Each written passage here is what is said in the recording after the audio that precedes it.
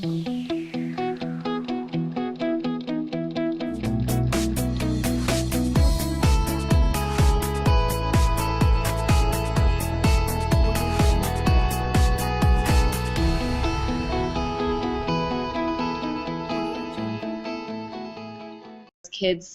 need us. They need us to fight for them.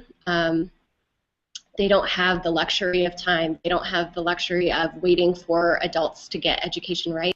Hi, my name is Kelly Tenkely. I am an educator. I've been an educator for 10 years, and I am the founder of Anastasis Academy.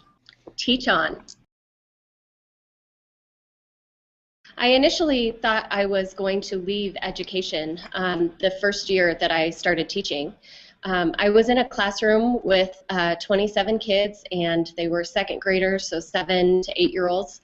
And I had several who I knew were being abused. And as an educator, you enter education wanting to save kids, wanting to do the best by kids. And it was really disheartening to enter a space where you're supposed to teach reading and math and do the best for kids, and they're worried about the cigarette burns on their arms and what's going to happen when they go home. You feel helpless. You feel like there's nothing that you can do to change things. And educators get into education because they want to make things better for kids. That was really hard. It was a lot of stress, and it's not something that's easy to leave at school when you're at home at night. I really thought that I was going to take some time and figure out what I should do next instead of education. But I was a newlywed, and I needed an income. I needed to help out with that. And so I put my resume out in July, knowing that it was late for a teaching resume to go out. And my thought there was I could say that I had tried, and if it didn't work out, it didn't work out. But I ended up getting a call from a local school, and they interviewed me and finished with, we just don't have a place for you right now, but maybe you'll sub for us. And so I thought, well, sure, I can sub, and then in the meantime, I can be looking for my next career path.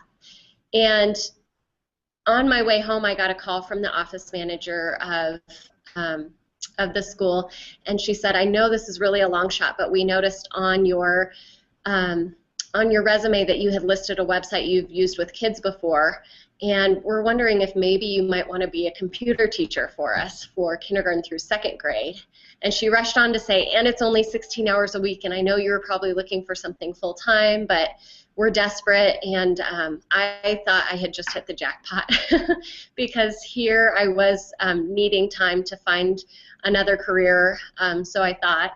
And to just teach computer classes, I thought I could handle that. I thought I could stay ahead of second graders' knowledge at least. I didn't have a background in technology. I learned that year that I was with those kids in teaching technology that I am a secret geek, and I love technology, and I had no idea that I was such a geek. And so I really started to get connected to other educators online through blogging about what I was doing in my classroom, and really got a chance to connect and be encouraged by other teachers around the world who had hard days the same way I had hard days, and who persevered and who wanted to do the very best by kids every day. I have rheumatoid arthritis and Raynaud's syndrome, and I hit a point where I was really struggling with even being able to walk. I asked my doctor what my options were, and he really said, you've exhausted medications that we can try. And I really think that a big piece of this is that you are in an environment where your immune system never has a chance to really do what it needs to do, and it's constantly fighting your own body, so maybe take a step outside the classroom. I was still very connected, obviously, with my personal learning network, and I threw out this idea for the learning genome. I had been listening to Pandora Internet Radio.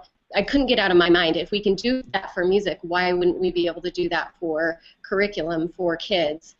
So I started playing around with an idea and wireframing this idea up, and really seeking out other educators to kind of pour into it and tell me I was crazy and talk me out of it, but they kept talking me into it. So I went full down the path of what if there was a piece of technology that could do this, and developing that. as I'm developing it, I'm realizing public schools aren't going to be able to utilize it the way the vision I have in my mind, because they have so many students in their classroom.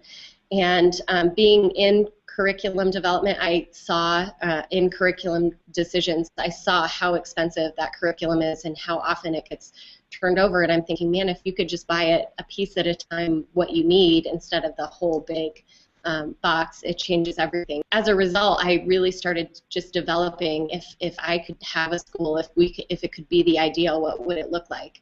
So I developed that idea and that model, and convinced some people to come along with me, and we started a school. I would encourage you and urge you, if you feel like you want to leave the classroom, to stick with it. Kids need an advocate. They need somebody who is passionate for them on their behalf. They need somebody to fight for them. Find something that you're passionate about. Find where you feel like you're in your element, and really stick with it, because those kids need us. They need us to fight for them. They don't have the luxury of time. They don't have the luxury of waiting for adults to get education right. They need it today. They keep growing, and it's up to us to advocate on their behalf.